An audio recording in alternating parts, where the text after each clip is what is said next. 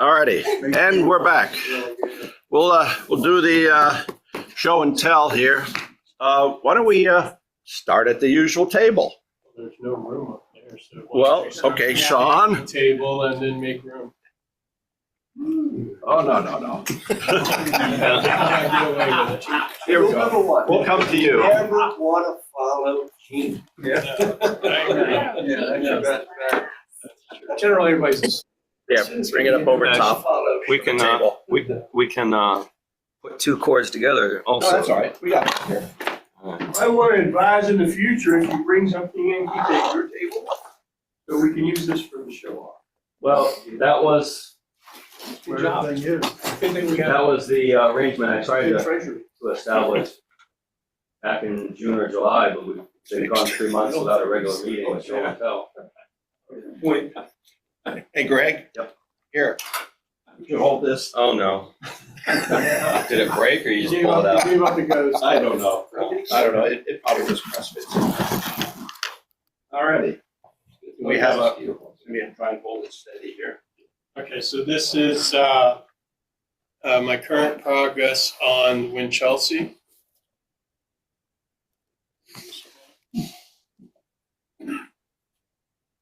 Oh, I was going to do it one. So completed the stern, all the carvings and everything. I did not carve them. They're resin castings. I also finished and mounted the rudder. Unlike the kit, that was a wooden representation of the pintles and grundles. I made it all out of brass. That was something of a challenge. In the original, when I did the pintles, just a regular soldering iron was not enough heat because it is fairly thick. So I used a torch, and about half of them I damaged the brass with the heat of the torch. So last month I got the resistance solder tool in the auction. I used that for the grundles, and very small learning curve, and went extremely fast. Really pleased with that. Up here, I've also started the interior work. So you can see that I've roughed out all of the hatch combings. I still got to round the corners off of them. I have the partners for the masts, the main mast, the foremast, and then the Aspen. I have them all roughed out. I still have a little more work to do on them. And then I started laying in the interior bulwarks, the planking. You want to Yeah, remember rotate it so that I'm at the limit here. I can't stretch it. So all of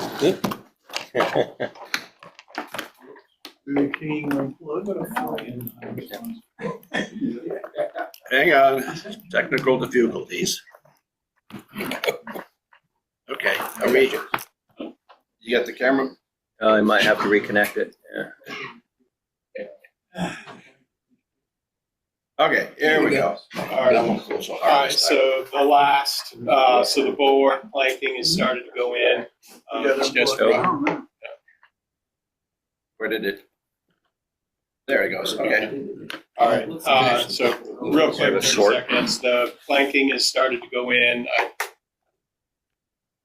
Is the reactor room below the checkup window? Tom, What's that? is the reactor room below the? Uninstalled. And the C section. Yeah. You want to give me the other? You gonna do the other camera? I'm gonna No C. All right, hang on, guys. trying to give you more cord. Giants.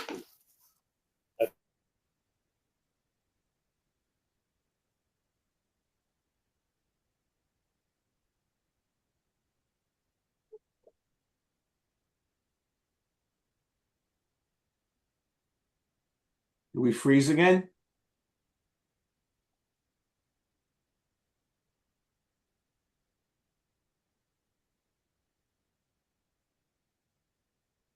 Do we freeze again? Reboot it. There we go. Okay, there we go. All right. It's, So, bulwarks are starting to be roughed in. They'll be smoothed out afterwards. So hopefully by the next meeting, the bulwarks will all be in. buffering. That's all I got. Yeah. I like the parquet. You too. So that's just temporary. The parquet that I'm going to put in there, Dave Chelmows gave me some ebony, and I have a bunch of holly. I'm actually going to make a black and white checkered, which would be more traditional. Well, if you blink real fast, you'll see it smooth out. Probably too much cord. Yeah, Makes sense. Have you? yeah. Maybe this camera. Alrighty.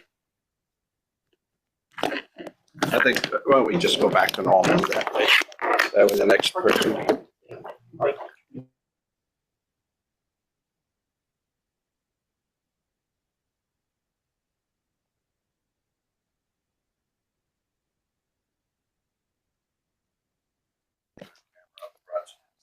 Didn't recognize. There you go. It should be another anchor one. They have the same name. Yeah, it should be. There we go. Which one's Caelan's? The steamer here? He's bringing it up. Oh, I see. up If there. y'all can hear us, give us a thumbs up. Yep. Was it this camera that they were keyed on? I've got the other camera working. Okay.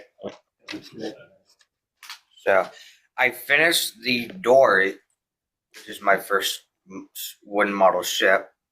Although there's a bit of burnt marks, I'm pretty much gonna sand it down. Are you smoking? We're telling your mom. Kinda. I mean, I used a plank bender to use, like when it was like heated electric plank benders. But I'm probably actually buddy. But this is pretty much my first wooden model ship I've ever built. So thank you, Dave, for having the opportunity. Other news, my Baltimore Clipper, we've gotten the deck and we drilled holes for the masts. But so this one here, the one here at the bow, it kind of is, it's like kind of crooked. So we're gonna like drill holes to make it bigger. Other than that, that's where I am today. Did you use a drill press, Caelan, to drill the holes for the mast? Yeah, we drilled a hole.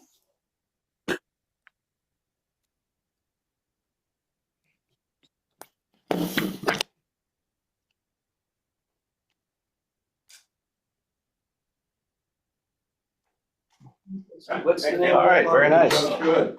Thank you, Caelan. Caelan, what's the name of that model? The Baltimore Clipper. Yeah.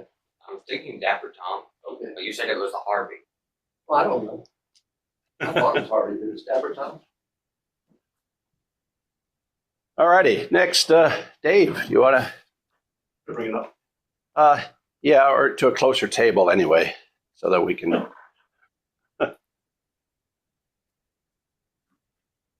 So this will hopefully eventually be the New Bedford whaleboat from the Eric Lomberg plans.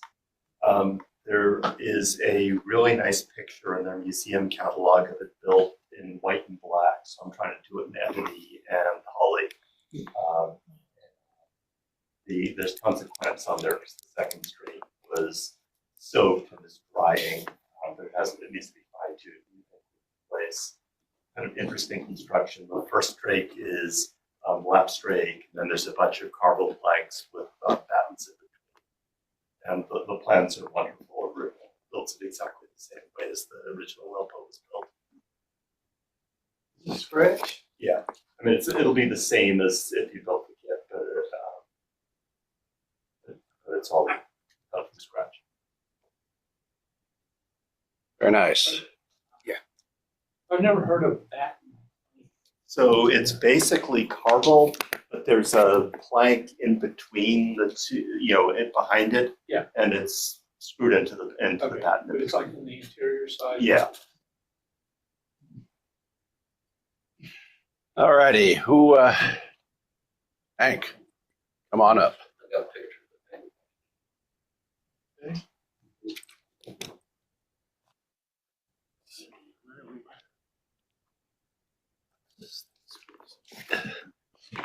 I swear I didn't touch it. I only broke that one. Don't let him touch it.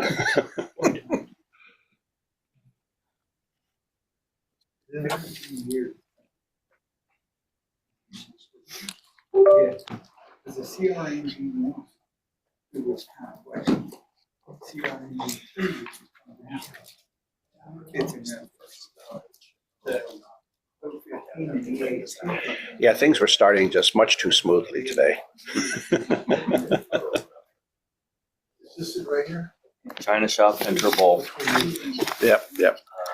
Yeah, that was a cheap tripod. We'll probably need to get another one. What's good about it is it's lightweight. Yeah, it looked like, It might. I think that happened once before, and I think you're right. It does. You just have to press it on. yeah, but it needs to be maybe epoxied or something because you can stick it in, but it separates again. It's just a press fit joint. Yeah, maybe epoxy would do it. Glue it all up.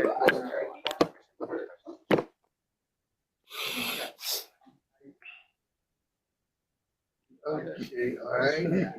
We had electric. We need to go back to this.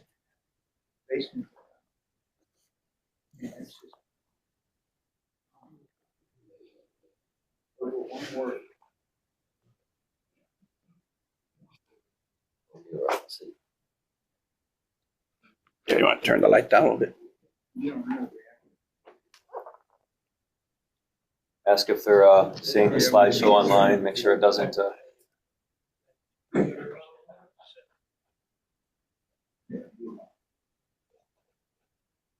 Riley. Are y'all seeing the slideshow online? Yes. All right, and then before he starts, have him advance a slide and go back and see if that is showing up online as well. Yes. I'm looking.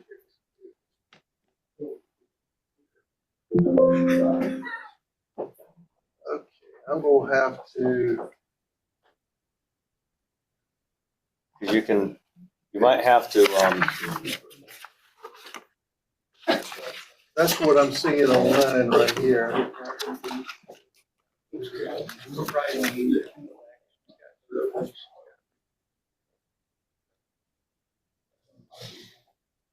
You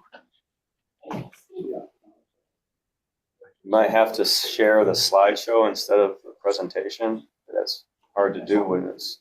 For some reason, or other, I can do the.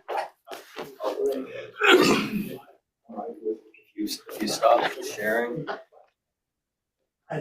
make sure you have the slideshow running. Stop sharing. Well, in the meantime, while we're waiting to try and get that sorted out, Mark, I didn't see you sneak in. I also have your certificates from way back in March. I don't think we ever gave you one. But there you go. That's congratulations. All right. So share. Yeah, that's the PowerPoint. That's the slideshow. Now you.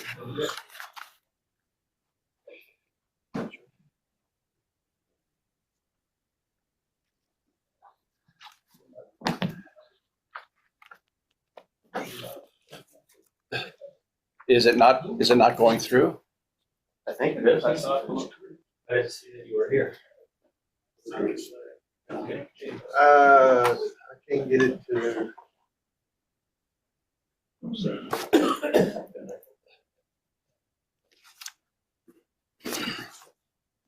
But the folks online can see it?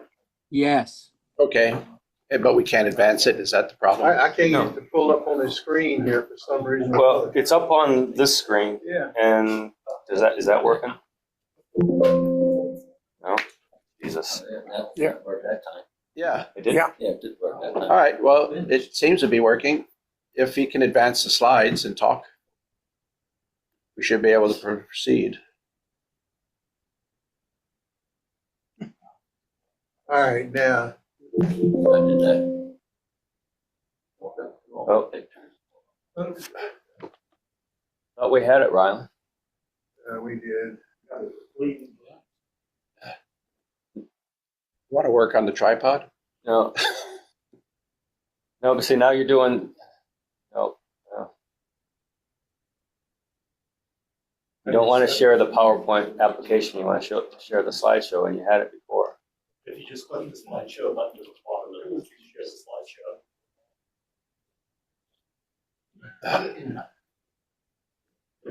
Why don't go back to that screen? We're just on the lower right corner. There's this slideshow button. All right, let me go back. It's just not sharing now.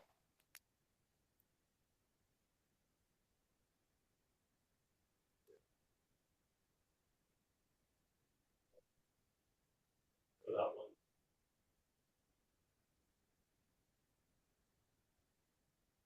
And lower right next to the slider, if you click on the thing that looks like a screen, more to the right. That one, click on it.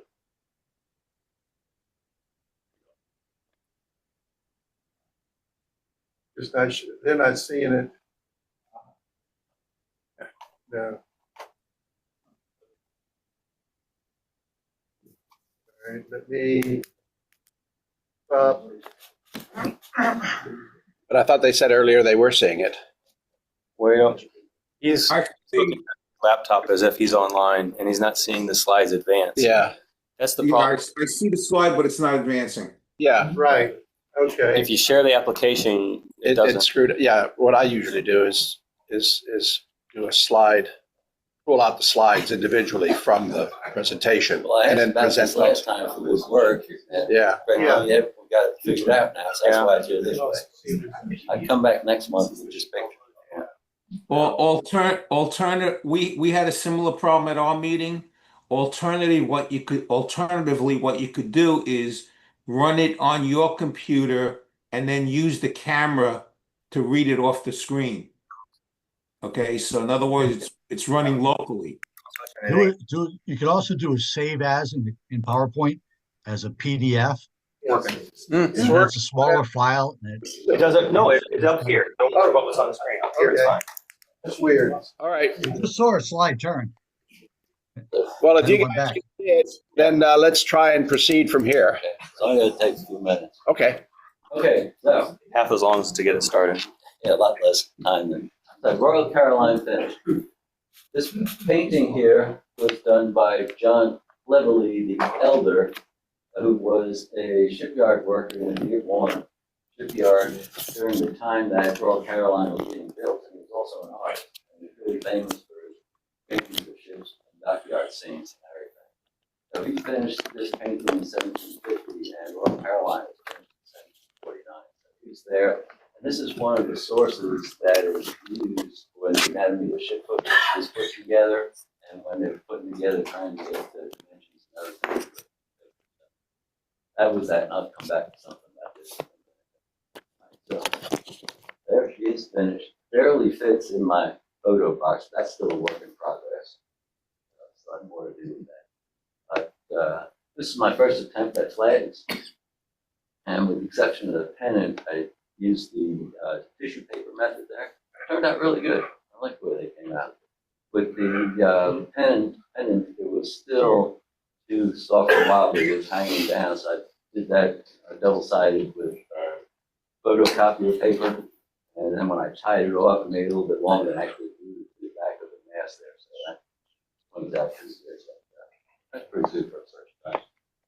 So here's another picture of the base and the other parts on there. Yes. What's the watch year this one? 1749. Yeah, I was surprised about that. I think that was battle side, a little bit too much light on the brass, but that's Was this a kit? yes, a paint art kit, and I modified a lot of it. I changed out a lot of wood and everything. Just those on the side and the waist there, and the overhead view of that. Stuff. to get a different boat. That one came with a kit, wasn't it? Yeah, I went through that. So here's the waist here, and you look at the cabin front. They went through all that effort to make all those rain diverters over the windows and the doors out of mahogany. I didn't like the plywood that it came with, and you can't even see them. Everything that's in front of them now. Those laid lines are great, you know it's there. Yeah, you know it's there. Yeah.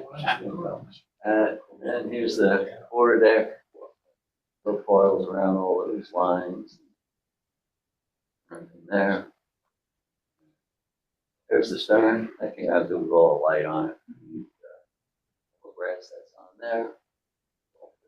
That. I did my photo booth here, and each time I would pull this out, I try and do something more with it. The back part and the bottom is those trifold display boards that you can use for conventions and stuff, to paste pictures on and put other things on there. And they'll fold up nice and go in the closet. I've got poster boards for the sides. I need to make it longer, bigger ships, and also more solid. And I might get more of those other fold-out pieces for next time. That's the last photo. That's in its case. Where it's going to live. And then with this photo, what I'm pointing out is with other ships, models that I've made, I've always had KG cut a hole in the top and put one of those puck lights on something. And also have a light on. Those lights weren't quite bright enough for this one here. And as I was on the left, you can barely see that's the framed picture of the painting there. I was looking for a light like that, and using everything to hang over pictures, to light up that picture. And as I was looking for that light, I came across that brass piece that you see up there. That's a 24-inch light meant to hang over a painting, and it's all row of LEDs, and so it's not creating any heat on top of anything.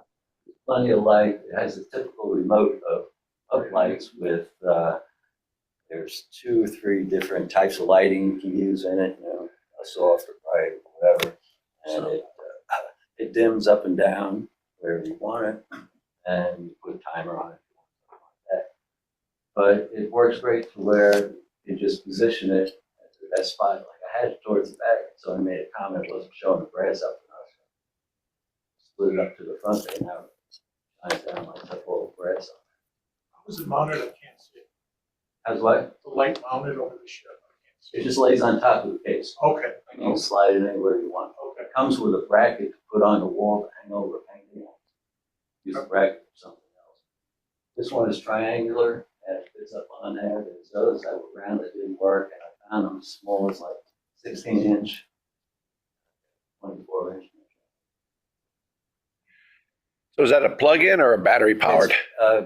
Battery rechargeable. Okay. But it's not bad. Like all my other puck lights, that batteries, I use rechargeable battery. Sure. Batteries. This is just a typical these days rechargeable. Plug it into Right.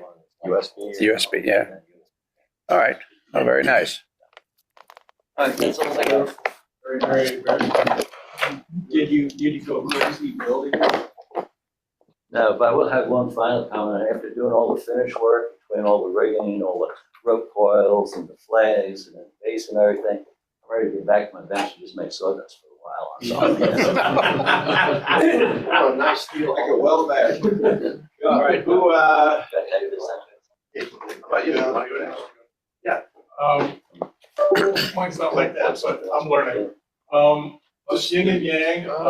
Hey, Riley, Give us a chance to catch the camera up. are we offline? No, I'm seeing, Okay, we're not projecting anything. let's change cameras and see. We've had the projector go up before. We're looking at a plan now. Whatever Must be sharing something online. No. You got the camera for. Camera's pointed at the table. What about the other one? That, oh, All right, which? that one's, doesn't need to be plugged in anymore. Using it. Nope, that's the one I had. Wrong one. Probably. Yeah, I guess it has. It didn't even last 2 hours this time. Oh, an hour. Let me just recycle it then. Well, we can see what's up here. Right. They'll see what's on the camera. Yeah. So, All right. All right, we can use, you have something that, I can't see what I'm pointing at though. Someone's gonna have to tell me if it's if the camera's The table, here we go. pointing at the table. if it's pointed up his nose or something. You'll have to let me know. Just Cool. Yeah. the Blue Jacket kids, learning a lot as they go in the last year. Thank you for the idea of the trigger airbrush. I now can airbrush with the trigger airbrush, so it's a huge change. Learning the patina. This used to light up until the batteries died. So the turret lights up, the command center lights up, steering area. And on top of this blank hull, I took copper tiles that you do for the copper hulls and measured them out exactly to as close as I could scale to match it. That's on the hull. I don't know if you can see it. 4 jigs later, I just gave up and started doing whatever 150 of these by hand. Very frustrating, but much prettier at the light. And when you drop something like that and you lose 14 millimeter and a half cannonballs, it's a little frustrating. And had to redo it. But I'm learning. I'm having a lot of fun. And that little compressor, Rylan, or John recommended I get at the show. Someone did. That's a godsend. And my I water trigger brush is so much nicer than trying to paint a smooth line by hand with a brush. So basic 101 lesson learned. So I'm having more fun with that. Airbrushes are addictive, incidentally. Excuse me? Airbrushes are addictive. You'll go around the house trying to find things. I am. I'm looking for it. I have about 12 things ready to go this afternoon. I hope. This is your Virginia also. Yeah, that's Virginia. So it's yin and yang. I didn't remember hearing you talking about March 9th. And I said, coppered the hull and patinaed it. And I'm having fun learning. Each time something new. Soldering, electrical, taking steps. All right, who would like to share next? All right, your turn. Come on up.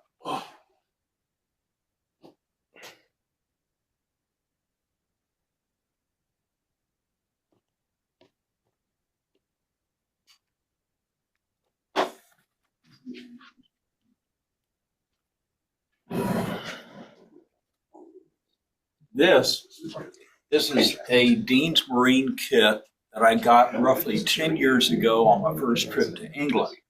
It's a trawler, and I'm making it radio controlled so I can actually play with it. It's a kid on us. Careful with the arm almost hit the mast of the thing. Thank you.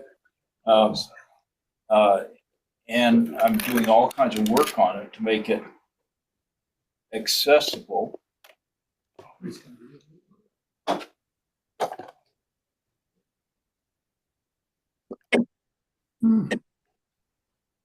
Because it is designed for radio or intended for radio control, I'm doing quite a bit to simplify the superstructure for ease of handling on the water and my bumbling hands at times.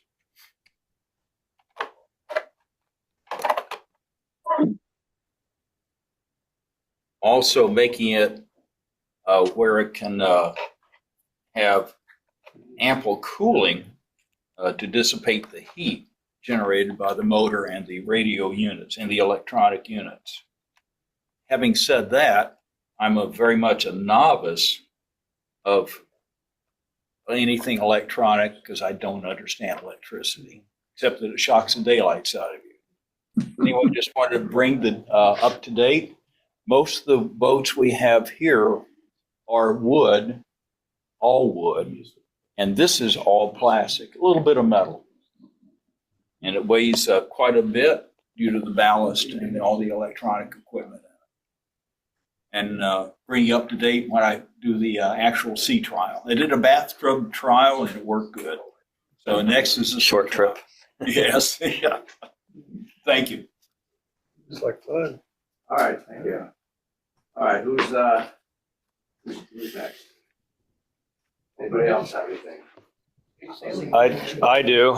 John hasn't shown his yet, but before he does, just so I can get these moving around. I can't. So this is. Yep, I got it. That's good enough. Book I picked up at that museum I mentioned earlier, the one that's south of Porto, and a book from the much larger museum in Lisbon. So I'm gonna pass these around, and people can take a look if they wish. I won't start with John because John's gonna go up there. Can you pass? Yeah.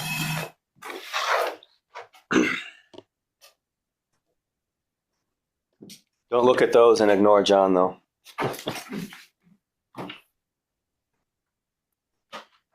Thanks for this, Rylan. Well, what I brought today is a mid-18th century frigate, English frigate. It's called Ajax. And when I started to do a little bit of research about HMS Ajax, I discovered that it usually refers you to the 74-gun ship of the line. This is not that. This is a 38-gun, and it actually is a representation of mid-18th century frigates.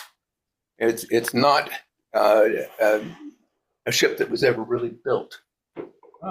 It was from the Euromodel company, which went out of business at the beginning of 2025. Italian company.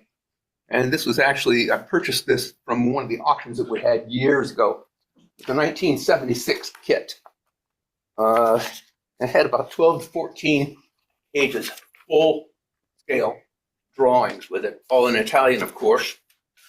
And I got so frustrated with it, I put it in bad boy timeout for about 3 years once. So, as my Italian improved, I went back and started working on it again. It was interesting, though, the way it was. It came about in 76, 77. There was a fellow in Genoa that took an old technical book from the 1940s and 50s, and it was actually in German. And so he based his design of this ship on those old technical drawings in German. Unfortunately, those German drawings and books are no longer available. They were lost. So it took quite a while to build it. I probably got 2 or 3 years in it altogether, not including the bad boy timeout. So that's it. John, Very nice. John, I got a question. Yeah, shoot.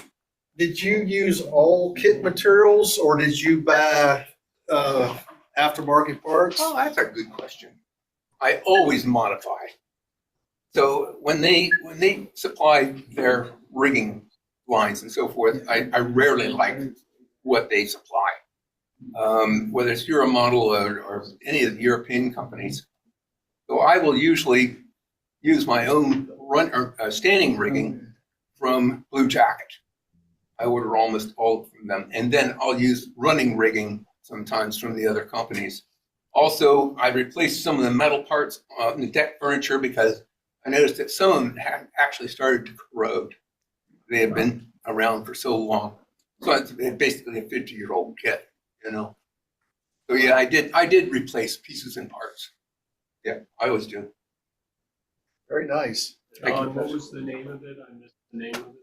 I'm sorry? I didn't hear when you said Ajax. Ajax. Yeah, and if you look at the figurehead here is a Greek warrior. Okay.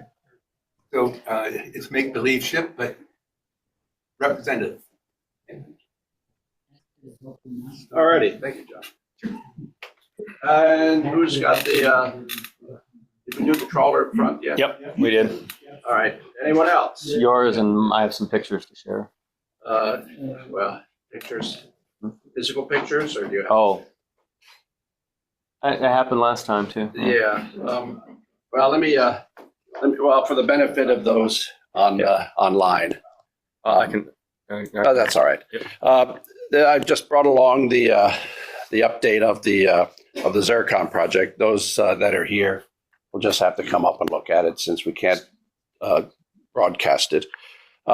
So what I've done, let me get on the other side. What I've accomplished recently was some of the deck furniture and so forth. I did do the winch, which is fabricated in brass and plastic components. A lot of vents, some of the vents, ventilators, cowl vents, and so forth. Also in cast resin and made from molds that I had produced. Can you tell a little bit more about the ship in general? What it is, what era? Yeah, the ship itself is a patrol yacht. It was built for the Fishers. Remember Body by Fisher in 1930. That was their private yacht. So about 10 years later, it was acquired by the U.S. Navy, as they did many vessels. They were commandeering anything that would float. And they turned it into what was designated a PY class.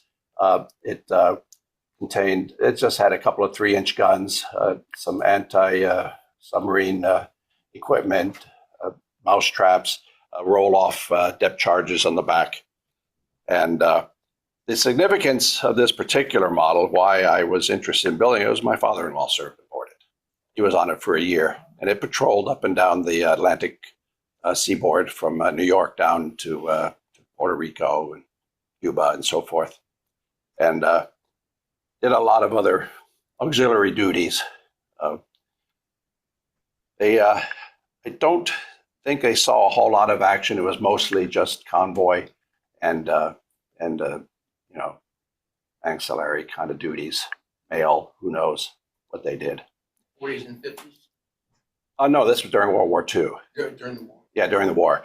Then right after the war, it was decommissioned and sold to the New York Pilots Association and became a pilot boat up in New York for a number of years. And then in the 70s was again sold to some firm in Texas and subsequently disappeared. There are no records of what happened to it. It just became old and probably was scrapped or sank or who knows what happened. But it was a fairly thin-skinned boat. I can't imagine going up against U-boats or anything that would shoot back. So it was. It must have been an interesting boat to serve on.